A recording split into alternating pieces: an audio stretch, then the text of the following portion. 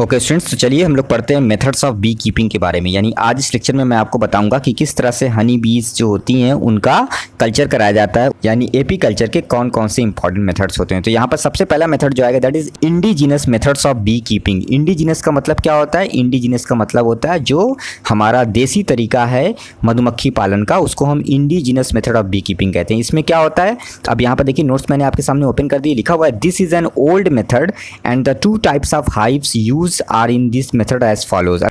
तो अब यहाँ पर बताया जा रहा है कि ये बहुत ही पुराना मेथड है और इस मेथड में दो तरह के हाइव्स यानी दो तरह के जो छत्ते होते हैं वो बनाए जाते हैं। सबसे पहला जो हाइव यानी जो सबसे पहला छत्ता होता है उसको हम बोलते हैं वॉल ओवर और फिक्स्ड हाइव।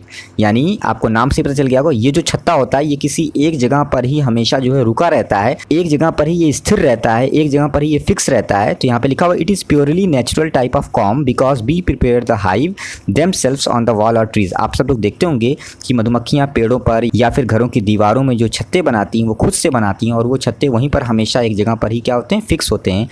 तो इसी तरह के हाइव को हम क्या बोलते हैं, वॉल ओवर और फिक्स्ड हाइव कहते हैं। दूसरा जो हाइव होता है उसको मूवेबल हाइव कहते हैं।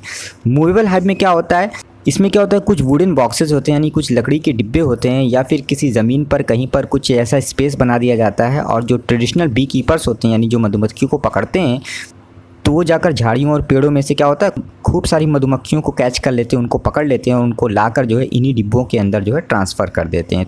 तो इस तरह से वहीं पर हनी बीज जो होती हैं वो ग्रो करती हैं। ठीक है ना स्टूडेंट्स। अब यहाँ पर सेकंड जो मेथड है that is modern method of apiculture.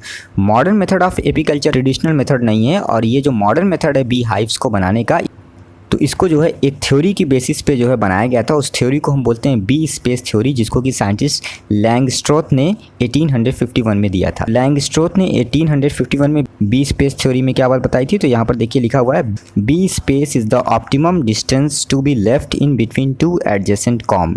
यानी यहाँ पर बताया जा रहा है कि दो आस पास के जो कॉम यानी जो छत्ते होते हैं उनके बीच में कुछ ऑप्टिमम डिस्टेंस होनी चाहिए। ठीक है ना। Such references in a bee hive which is essential for normal movement and functioning of bees. और ये जो ऑप्टिमम डिस्टेंस होती है ये इस तरह से होनी चाहिए कि हनीज बीज जो है वो नॉर्मल मूवमेंट अपना कर सकें और अपना फंक्शन भी नॉर्मल तरीके से कर सकें। तो इसी को हम क्या बोलते हैं, modern method of AP culture की बी स्पेस थ्योरी कहते हैं। तो स्टूडेंट फिलहाल इस लेक्चर में इतना ही, ये बहुत छोटा सा टॉपिक था। नेक्स्ट लेक्चर में हम लोग प्रोडक्ट्स ऑफ एपी कल्चर के बारे में स्टडी करेंगे।